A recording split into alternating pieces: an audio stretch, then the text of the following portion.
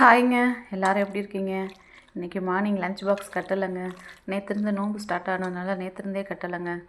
பசங்க சாப்பிட மாட்டாங்க ஸ்கூலுக்கு, அதனால் வீட்லேயே சாப்பிட்டு போயிடுவாங்கங்க. அதனால் லஞ்ச் பாக்ஸ் கட்டலைங்க. இன்றைக்கி வந்து சீஸ் பாஸ்தாங்க.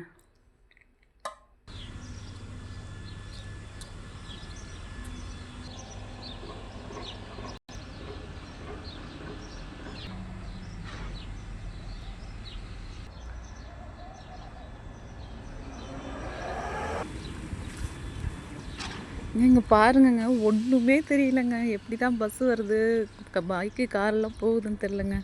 ஒன்றுமே சுத்தமாக தெரியலங்க. அவ்வளோ ஃபாகு.